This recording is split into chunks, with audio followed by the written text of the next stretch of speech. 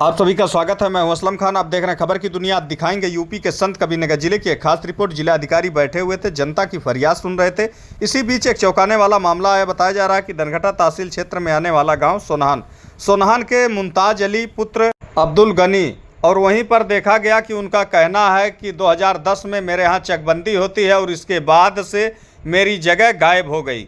आज तक 2010 से कार्यालय का चक्कर लगा रहे हैं, जिसमें संबंधित अधिकारी के यहाँ मामला भी चल रहा है। और उसके बाद उन्होंने एक ऑनलाइन शिकायत की थी। ऑनलाइन शिकायत में बाकायदा उस शिकायत को निस्तारण कर दिया गया और फर्जी तरीके से उसमें गवाह भी लगा दिए गए और उनको बुलवा कर फ़ोटो भी ले लिया गया। जब ये पूरा मामला उनके संज्ञान में आता है, जब उन्होंने देखा कि मेरी ऑनलाइन जो शिकायत थी उसका निस्तारण कर दिया गया, तो वो आनन फानन में जिला अधिकारी के यहाँ पहुँचते हैं और जिला अधिकारी जनता दरबार लगाकर बैठे हुए थे। जब ये पूरा मामला जिला अधिकारी के संज्ञान में आता है तो फौरन जिला अधिकारी ने एक्शन लिया और इस पे संबंधित अधिकारी को बुलाकर उन्होंने कहा कि इसकी जांच की जाए और ये जगह इन्हें मिलनी चाहिए। 10 में चालू हुई, 13 में तो जब फाइनल हुई तो जो आपका जगह थी वो कहीं भी नहीं दी गई, कहीं नहीं दिया गया। जमीन जहाँ की तहाँ मौजूद है, लेकिन कब्जा किसी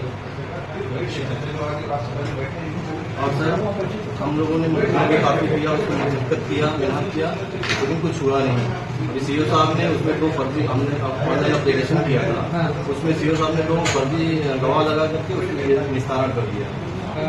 गवाह सर वहाँ जानते हैं क्या होता है, दूसरी जगह इनका फोटो खिंचवा देते थे बल्कि अधिकारी, जो दूसरे जिले के हैं कर दिया था। और चकबंदी हुई उसके बाद से इनकी जमीन गायब हो गई है। इनकी जमीन अभी तक नहीं मिली है। एक लंबा समय हो गया, 14 वर्ष तक। तो क्या कारण रहा कि इनकी जमीन अब तक इसको मिल पाई? इनकी ज़मीन कहाँ गायब हुई इन्हें खुद नहीं पता है। 2010 में जब चकबंदी हुई तो निश्चित तौर पे इनके कागज़ बने होंगे। इनके पास इनके कागजात नहीं है। अगर ये कागजात होते तो मैं तत्काल इनका कब्जा दिला देता। और इसके धारा 52 हुए भी 15 वर्ष से ज़्यादा का समय व्यतीत हो चुका है।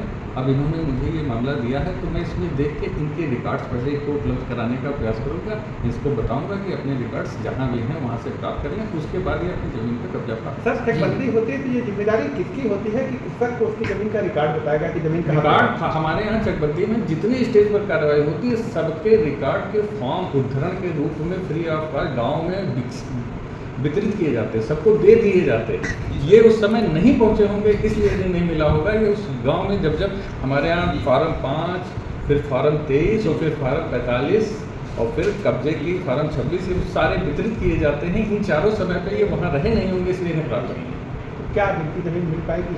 बिल्कुल, अगर ये अपनी ज़मीन को के रिकॉर्ड को प्राप्त कर लेंगे उसके बाद इनको ज़मीन भी मिल जाएगी। लेकिन इसका चरण ये है कि अब इन्हें पता ही नहीं है कि इनकी ज़मीन कहाँ है। इसको रिकॉर्ड प्राप्त करने के लिए पहले रिकॉर्ड रूप से अपने अभिलेखों की नकल प्राप्त करनी होगी। जैसे इनके पास चकबंदी से पूर्व की तो खतौनी है, चकबंदी का एक भी कागज़ नहीं है। चकबंदी में भी ये सामान्य नियम है कि सभी व्यक्तियों को अपने अभिलेखों का प्रत्येक वर्ष एक बार नकल प्राप्त कर लेना चाहिए। और ये 2010 से लेकर आज तक का एक भी कागज़ नहीं दे पा रहे हैं। इसका मतलब इन्होंने तब से ही आज तक एक भी क्या ऐसा लगता है कि इनसे ही चूक हुई या विभाग से भी चूक? नहीं, विभाग से चूक का इसमें अभी कोई प्रकरण नहीं है। अभी तो सीधा इनके पास खुद कोई प्रपत्र नहीं है उसके बाद के। इसका मतलब चूक में पहला दायित्व तो इन्हीं का होता है। चकबंदी होती सर तो ऐसा नहीं था कि सर को बताया जाता होगा, जानकारी होती होगी, अगर किसी नहीं है तो उसे बुलाया जाता होगा, गाँव में जाके मीटिंग करके सार्वजनिक रूप से सारे कार्य किए जाते हैं, वितरण किया जाता है पर्चों का। कहाँ के रहने वाले हैं? क्या समस्या? सोनहान रामपुर बाराकोनी है। क्या समस्या थी जो आज? सर समस्या ये है कि 2010 से लेकर के अभी तक हमको एक बेनामी की ज़मीन मिल नहीं पाई है। हम उसको काफ़ी तलाशे लेकिन मिला नहीं, हमारी ज़मीन ही गायब हो गई है। कैसे गायब हो गई आपकी ज़मीन? अब चकबंदी 2010 में हुआ था, चकबंदी के बाद से ज़मीन हमको मिली नहीं। उस बाबत हम डीएम साहब के यहाँ आए थे। डीएम साहब ने एसओसी साहब को बुलाया और उनसे बातचीत करवाया।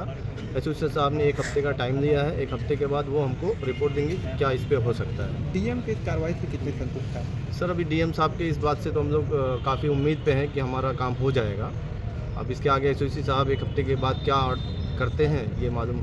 काफ़ी लंबा समय हो गया, 14 साल का समय होने जा रहा है। और आपकी ज़मीन अब तक कहाँ कहाँ चक्कर मारे कि आपको ज़मीन के बारे में जानकारी? सर इस पे पिताजी ने लगभग 14 साल काफ़ी मेहनत किया, सीओ साहब के यहाँ और बाकी लोगों के यहाँ दौड़े, चक्कर काटे, थाना चौकी सब मैनेज किया, लेकिन कहीं से हो नहीं पाया है, जिससे हम निराश होकर के डीएम साहब के यहाँ आए। डीएम साहब ने इस पर एसओसी साहब को बुला करके ये सारी चीज़ें उनको बताया और एसओसी साहब ने इस पर 1 हफ्ते का टाइम दे करके कार्रवाई करने की बात कही है।